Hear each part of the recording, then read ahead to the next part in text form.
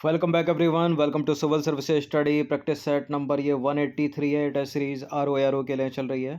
Practice करेंगे इसमें हम हिस्ट्री के प्रश्नों पर, और इस टेस्ट सीरीज की प्लेलिस्ट बना रखी है, वहाँ पर आप टेस्ट नंबर 1 से लेकर 183 तक पहुँच सकते हैं। डिस्क्रिप्शन बॉक्स में लिंक है उसका। तो चलिए स्टार्ट करते हैं। क्वेश्चन नंबर 1 है, निम्नलिखित में से वह बंगाली नेता कौन था इनमें से जिसने सामाजिक धार्मिक सुधारों का विरोध किया और रूढ़िवादिता का समर्थन किया? बताइए। राधाकांत देव, अरविंद घोष, बाल गंगाधर तिलक या नेमी साधन बोस? सामाजिक धार्मिक सुधारों का विरोध कर रहा है और रूढ़िवादिता का समर्थन। इसका आंसर है राधाकांत देव, ऑप्शन नंबर बी। तो राधाकांत देव ने 1830 में बंगाल में धर्म सभा की स्थापना करके सामाजिक धार्मिक सुधारों का विरोध किया और रूढ़िवादिता का समर्थन किया। क्वेश्चन नंबर 2 पर आ जाइए। निम्नलिखित कथनों पर विचार करेंगे। 2 स्टेटमेंट वाला है प्रश्न, कौन सा इसमें सही होगा? राधा स्वामी सत्संग आंदोलन की स्थापना 1881 में की और राधा स्वामी सत्संग के संस्थापक थे शिव दयाल साहब। बिल्कुल ये करेक्ट है, दोनों के दोनों स्टेटमेंट सी है इसका आंसर। देखिए नंबर है, इस पर कॉल या व्हाट्सअप करके आप फुल टेस्ट सीरीज प्राप्त कर सकते हैं। ROARO की यानी पेड ग्रुप से जुड़ सकते हैं। तो राधा स्वामी सत्संग आंदोलन की स्थापना 1861 में आगरा के एक महाजन तुलसी राम, जो शिवदयाल साहब या स्वामी जी महाराज के नाम से लोकप्रिय थे, उन्होंने की थी। क्वेश्चन नंबर 3 पर आ जाइए। महाराष्ट्र के किस सुधारक को लोक हितवादी कहा जाता था? प्रश्न इंपॉर्टेंट है। किस समाज सुधारक को लोक हितवादी के रूप में जाना जाता है? Gopal Hari Deshmukh, option number D है इसका आंसर। देखिए महाराष्ट्र के समाज सुधारक गोपाल हरि देशमुख लोक हितवादी के रूप में प्रख्यात थे। यह महान समाज सुधारक तथा बौद्धिक चिंतक थे। यह राष्ट्रीय आत्मनिर्भरता के समर्थक के रूप में हाथ से बुने हुए खादी के वस्त्र पहनकर 1876 में दिल्ली दरबार में भी उपस्थित हुए थे। क्वेश्चन नंबर 4 पर आ जाइए। बहुत पूछा गया प्रश्न एग्जाम में।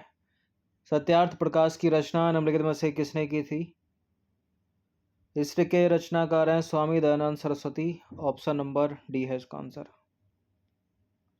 तो सत्यार्थ प्रकाश यानी सत्य का प्रकाश दयानंद सरस्वती द्वारा 1875 में लिखा गया, और यह रचना मूल रूप से हिंदी में लिखी गई थी और बाद में 1882 में स्वामी दयानंद सरस्वती द्वारा ही इसको संशोधित भी किया गया।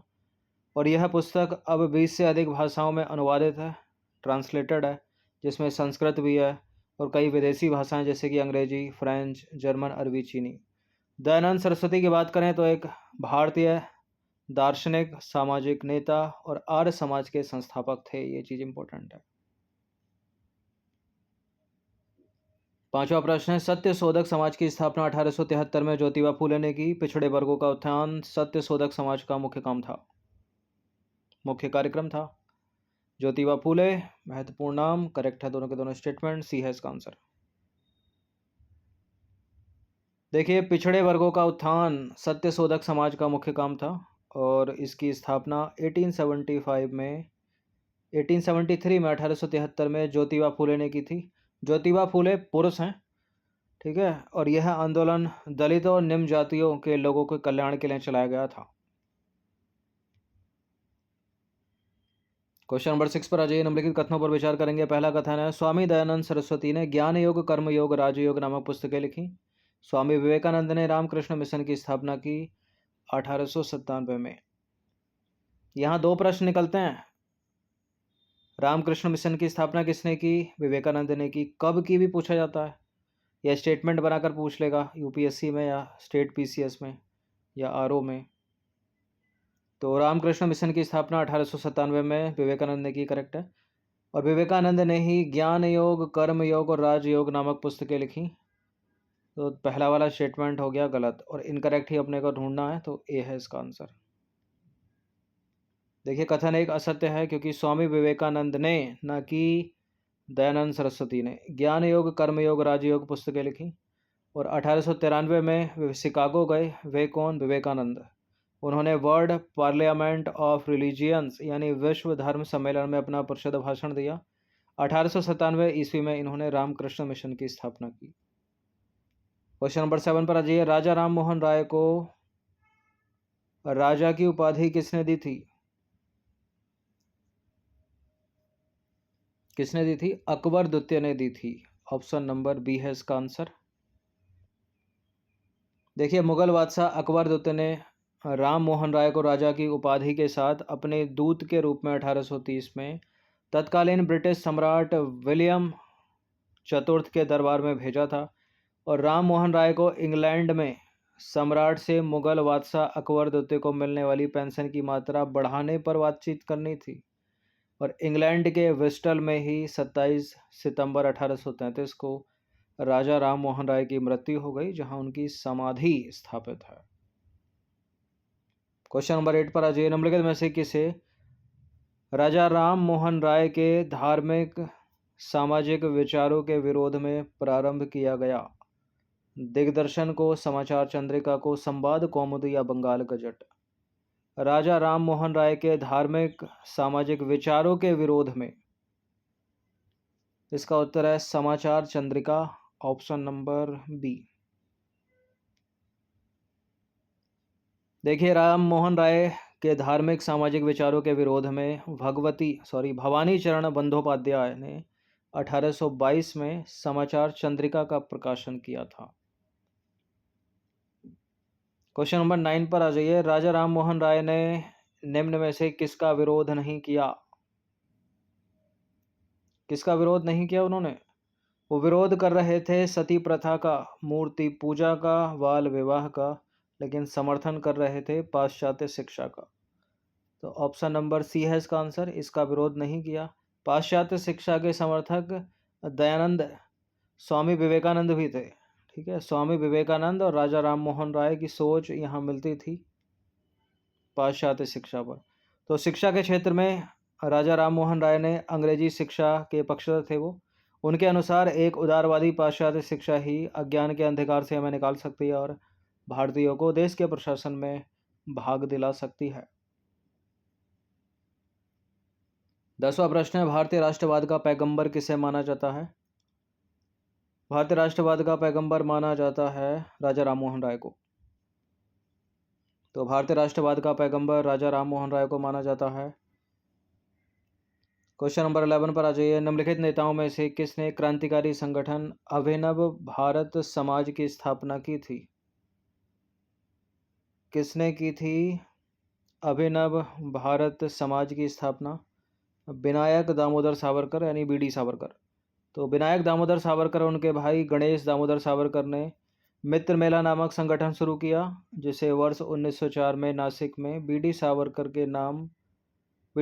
ने नाम परिवर्तित करके क्या कर दिया? अभिनव भारत समाज नामक क्रांतिकारी संगठन के रूप में स्थापित किया उसको। ठीक है, मित्र मेला जो बाद में बना अभिनव भारत समाज। 12वां प्रश्न, हाली पद्धति संबंधित थी किससे?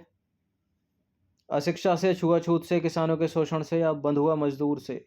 बंधुआ मजदूर या मजदूरी से संबंधित थी तत्काल समय की हाली पद्धति। देखिए, हाली पद्धति बंधुआ मजदूर एवं बंधुआ मजदूरी से संबंधित थी। हाली पद्धति के अंतर्गत बारदौली क्षेत्र में कालिपराज जनजाति के लोगों को उच्च जातियों के यहाँ पुश्तैनी मजदूर के रूप में कार्य करना होता था। क्वेश्चन नंबर 13 पर आ जाइए। यह प्रश्न यूपीएससी सिविल सेवा ने यानी आईएएस की परीक्षा में वर्ष 2015 में पूछा गया था, प्रारंभिक परीक्षा में। 1924 का बंगाल का तारकेश्वर आंदोलन निम्नलिखित में से किसके विरुद्ध था? सांप्रदायिकता के, राजनीतिक नेताओं की गिरफ्तारी के, हिंसा के या मंदिरों में भ्रष्टाचार? तारकेश्वर आंदोलन 1924 का मंदिरों में भ्रष्टाचार से संबंधित था। ये है इसका आंसर। देखिए, बंगाल के तारकेश्वर शिव मंदिर के भ्रष्ट महंत के विरुद्ध तारकेश्वर आंदोलन चला था। इस महंत पर मंदिर के धन के दुरुपयोग जैसे आरोप लगे थे। नंबर 14 पर आ जाइए। निम्नलिखित समाज सुधारकों में से कौन संस्कृत भाषा में प्रवीणता के लिए जाना जाता है? दयानंद सरस्वती, ईश्वरचंद्र विद्यासागर, राजा राम मोहन राय, उपरोक्त सभी। संस्कृत भाषा में प्रवीण थे दयानंद सरस्वती, ईश्वरचंद्र विद्यासागर भी, राजा राम मोहन राय भी। सारे के सारे हैं, डी है इसका आंसर।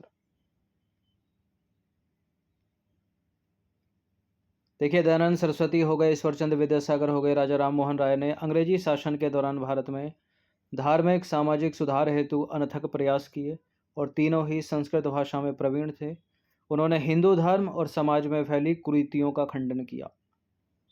क्वेश्चन नंबर 15 पर आ जाइए। शारदा एक्ट या शारदा अधिनियम निम्नलिखित में से किससे संबंधित था? जनजातीय विवाह प्रतिबंध से, विधवा विवाह कराने से, अंतरजातीय विवाह प्रतिबंध से, बाल विवाह प्रतिबंध से। शारदा एक्ट है बाल विवाह प्रतिबंध से। ऑप्शन नंबर ए है इसका आंसर। देखिए, वर्ष 1929 में अजमेर निवासी एवं न्यायाधीश डॉक्टर हरविलास शारदा के प्रयत्नों से एक बाल विवाह निषेध कानून बन पाया। उन्हीं के नाम पर इसे शारदा अधिनियम या शारदा एक्ट, उन्हीं के सरनेम के नाम पर है ये नाम, शारदा एक्ट या शारदा अधिनियम। और इस अधिनियम के द्वारा लड़कियों के विवाह की न्यूनतम आयु 14 वर्ष कर दी गई और लड़कों के विवाह की न्यूनतम आयु 18 वर्ष कर दी गई। ठीक है, इस शारदा एक्ट से पहले लड़कियों का विवाह 6 साल, 8 साल, 10 साल, 4 साल, 12 साल, ठीक है, किसी भी उम्र में कर दिया जाता था। उसके बाद हिंदू मैरिज एक्ट आता है, तो उसमें जो है लड़कियों के विवाह की न्यूनतम आयु 18 वर्ष कर दी गई और लड़कों की 21, और यही है अभी तक। तो मतदान करने की कितनी है? दोनों की समान है, 18 वर्ष। गदर का प्रथम अंक निम्नलिखित में से किस भाषा में प्रकाशित हुआ? गदर का जो पहला अंक है वो प्रकाशित हुआ था उर्दू में।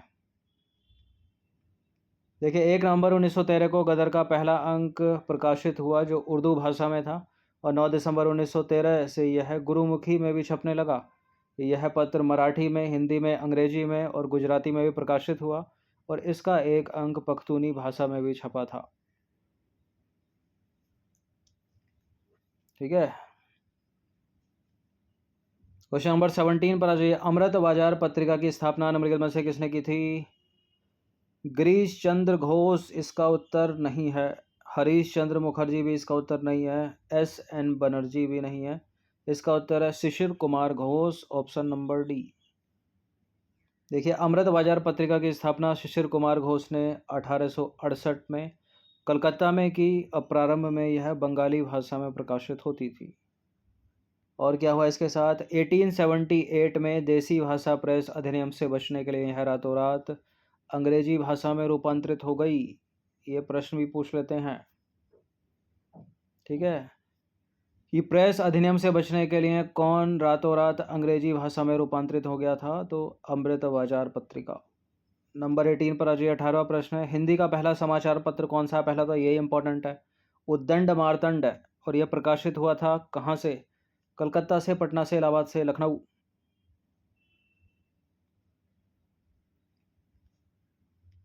यह प्रकाशित हुआ था कलकत्ता से। तो उद्दंड मार्तंड हिंदी का पहला समाचार पत्र था। इसका प्रकाशन 30 मई 1826 को कलकत्ता से एक साप्ताहिक पत्र के रूप में शुरू हुआ। ठीक है, 1826 भी याद रखिए, कलकत्ता भी याद रखिए और नाम भी याद रखिए। और इसके प्रकाशक और संपादक कौन थे? जुगल किशोर शुक्ल। और ये तो मोस्ट इम्पोर्टेंट है। इंडियन ओपिनियन पत्रिका के संपादक कौन थे? इंडियन ओपिनियन पत्रिका के प्रथम संपादक पूछ रहा है। ठीक है, संपादक पूछ रहा है, संपादक, लेखक नहीं पूछ रहा। तो संपादक कौन को थे? मनसुख लाल नजर, ऑप्शन नंबर डी। और रचनाकार कौन है? महात्मा गांधी। दो बार कैसे हो गया? देखिए, इंडियन ओपिनियन महात्मा गांधी द्वारा दक्षिण अफ्रीका से वर्ष 1903 में प्रारंभ की गई पत्रिका थी, जिसके प्रथम संपादक मनसुख लाल नजर थे। यह पत्रिका गुजराती में, हिंदी में, तमिल में और अंग्रेजी में प्रकाशित होती थी। तो प्रारंभ किया किसने इंडियन ओपिनियन को? महात्मा गांधी ने। कहाँ से? दक्षिण अफ्रीका से। कब? 1903 में। और संपादक कौन है? मनसुख लाल नजर। और गुजराती, हिंदी, तमिल और अंग्रेजी में प्रकाशित होती थी ये।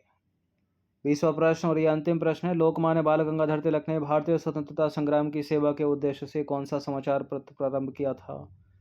केसरी, गदर, फ्री हिंदुस्तान, स्वदेश मित्र। केसरी और मराठा का जहां नाम आ जाए उसका उत्तर है क्या है? लोकमान्य बाल Gangadhar Tilak, option number B है इसका आंसर। देखिए, लोकमान्य बाल गंगाधर तिलक ने भारतीय स्वतंत्रता संग्राम की सेवा के उद्देश्य से 1881 में, कब? 1881 में बम्बई से, कहाँ से? बम्बई से केसरी और मराठा नामक दो महत्वपूर्ण समाचार पत्र का प्रकाशन किया था। तो 20 प्रश्न थे। इन सभी टेस्ट का फुल टेस्ट PDF सीरीज प्राप्त कर सकते हो। ये नंबर इस पर कॉल या व्हाट्सअप करके। हर दिन प्रैक्टिस करते रहिएगा। धन्यवाद।